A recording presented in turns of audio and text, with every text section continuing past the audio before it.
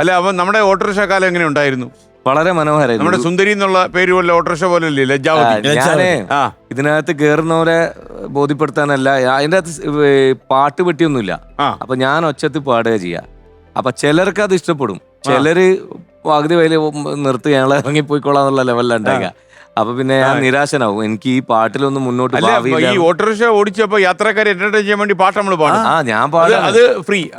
അതെ അതെ അല്ലേ, അതിന് ശരിക്കും ഞാൻ അങ്ങോട്ട് പൈസ കൊടുക്കണം ഇത് കേട്ടിരിക്കുന്നവർക്ക്. മാത്രമല്ല, അതിൽ ഇറങ്ങിപ്പോയ ആൾക്കാരെ കുറിച്ച് എന്താ ഒരു അഭിപ്രായം? അവരുടെ മുന്നിൽ നമുക്കിപ്പോ അവരുടെ നാടിന്റെ പ്രതിനിധിയായിട്ട് ഒരു ചെറിയ കലാരംഗത്ത് പാട്ടുകാരനായി നിൽക്കാൻ പറ്റുന്നുണ്ടല്ലോ. ഷാബി ഒരു തിരുവനന്തപുരത്ത് ഒരു ആരാധകന്റെ വീട്ടിൽ പോയി താമസിച്ചു. അവിടെ എന്തോ കൊണ്ട് ഷോപ്പിച്ച് താമസിച്ചതല്ലാതെ സംഭവം 2 മാസം മുമ്പ് പരിപാടി ബുക്ക് ചെയ്തു.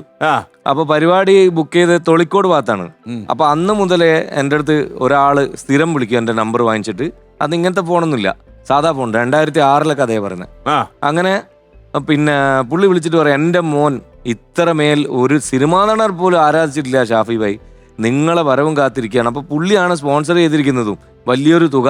അപ്പം മോനെ വിചാരിച്ചിട്ടാണ്. അപ്പം ബിൽഡപ്പ് ചെയ്ത് ഡെയിലി പറയും, CD എല്ലാം വാങ്ങിക്കും. ഇതുവരെ ഇറങ്ങിയിട്ടുള്ള അപ്പോഴത്തേക്ക് ഒരു 10-12 CD നമ്മൾ ഇറങ്ങിയിട്ടുണ്ട്.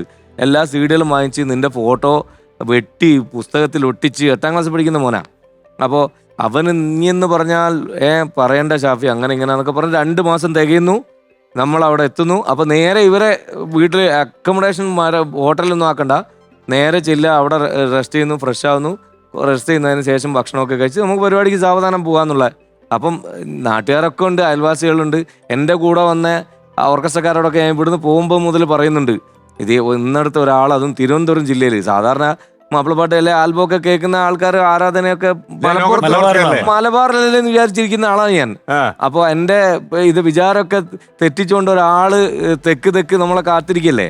ഞാൻ വൻ പ്രതീക്ഷയിൽ അവൻ്റെ മുന്നിലേക്ക് ഒരു കിടിലൻ, അതുവരെ യാത്രയിലിട്ട കുപ്പായൊക്കെ മാറ്റി പുതിയ കുപ്പായൊക്കെ ഇട്ട് പോസ് ചെയ്തിട്ട് അടിപൊളി നമ്മളെ മൈൻഡില് മമ്മൂട്ടി. അപ്പൊ അവിടെ ചെന്നിട്ട് ഇറങ്ങുമ്പോ ഇവൻ ഓടി വരുന്നതും കാണുന്നതും സ്തബ്ധനാന്നൊക്കെ ഞാനിങ്ങനെ ആലോചിക്കുക. ഞാനവിടെ ചെന്ന് അപ്പം അകത്തുനിന്ന് ഇവനെ ഈ പെണ്ണാണാൻ വന്ന ആളിന്റെ മുന്നിലേക്ക് പെൺകുട്ടീനെ അയക്കും പോലെ, ചെല്ലങ്ങോട് എന്തിന് നീ ചോദ്യം എന്തെങ്കിലും ചോദ്യം. അങ്ങനെ എല്ലാരും കൂടി നിൽക്കുന്നുണ്ട്. ഫോട്ടോ എടുക്കാൻ ക്യാമറമാനൊക്കെ വിളിച്ചിട്ടുണ്ട്, നിൽക്കാണ്. ചോദിക്കെന്ന് പറഞ്ഞ് അവസാനം ചെക്കൻ എന്നോട് ചോദിക്കുക, അണ്ണ എന്റെ പേരെന്തര്? ഞാൻ അവിടെ ഉരുകി, ഞാൻ ഇങ്ങനെ അങ്ങ് ഭൂമി വളർന്ന അടിയിലേക്ക് പോയാലോ എന്ന് ആലോചിച്ചു.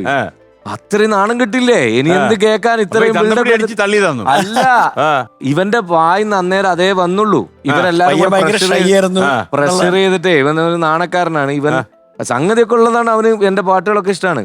പക്ഷെ ഇവര് പറഞ്ഞ് എന്തെങ്കിലുമൊക്കെ ചോദ്യം എന്ന് പറഞ്ഞിട്ട് ഇടങ്ങാറാക്കിയപ്പോ പെട്ടെന്ന് അന്നേരം പേരൊന്നും ചോദിക്കണ്ടായില്ല.